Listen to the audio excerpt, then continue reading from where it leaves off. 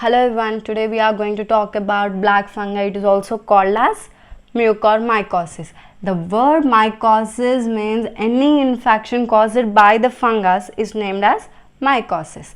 It is also called as phycomycosis and zygomycosis. The name zygomycosis indicates its phylum, which is Zygomycetes, right? And it belongs to a subphylum that is Mucormycotonia. It is a opportunistic infection. Mucormycosis is an opportunistic infection, which is nothing but it is most commonly seen in the immunocompromised patients, right? And the genera which are associated with mucormycosis are Mucorrhizopus, Apsidia. Now we will see the structure of mucormycosis. It consisting of a hyphae, sporangium and the spores. These spores are well protected with its outer cover. It protects from the sunlight, UV, heat and all. Okay, these spores are most commonly seen in the soil, manure and the decayed vegetables. When a person come in contact with these spores, if he is having good immunity, these spores won't show any effect, because our immunity have a capacity to fight against these spores.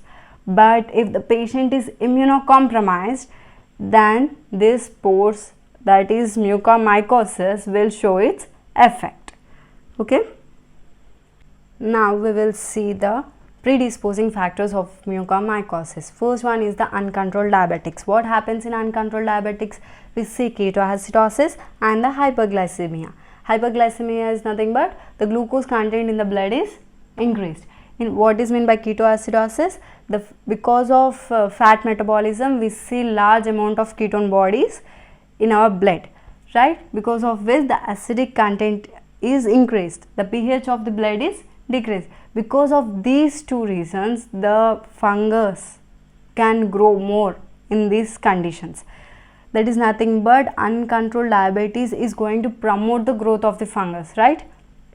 So it is most commonly seen. Next one is the hematological malignancies like leukemia. Third one is the organ transplantation. Even these patients are immunocompromised. And fourth one is the when the iron content in our blood is increased, this iron is going to promote the fungal growth, mainly the Rhizopus. Rhizopus is going to utilize this iron for its growth. Okay. Fifth one is the prolonged use of steroids. Why we give steroids to a patient? It is mainly because to compress their immunity. So if it is given for a longer duration, it may lead to complete suppression of the immunity. So these people are considered as an immunocompromised. Okay.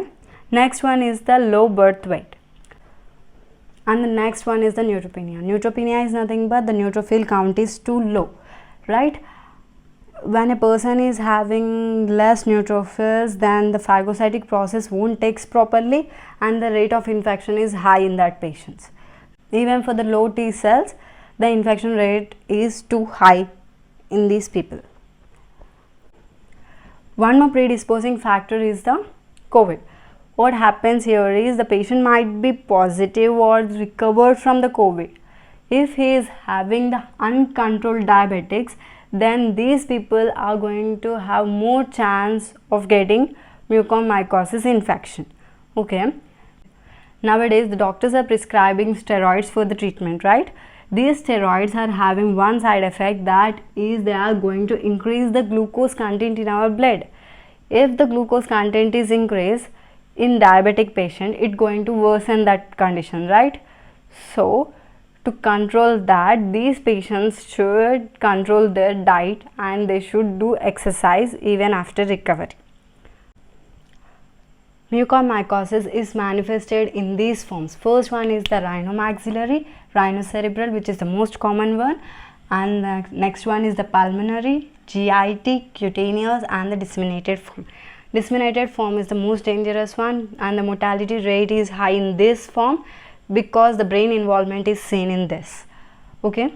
And next one, the early, when the patient come with mucormycosis, the early stage, what are the symptoms we see are, First one is the nasal congestion, that is nasal discharge is seen, epistaxis, nasal bleeding, and the facial cellulitis is seen. Hemifacial cellulitis is seen most commonly, and if all region is involved, we see the periorbital edema and proptosis of the eye, that is nothing but the protruded eye, and the ocular nerve is involved in some condition. If the ocular nerve is involved, it is going to spread intracranially also.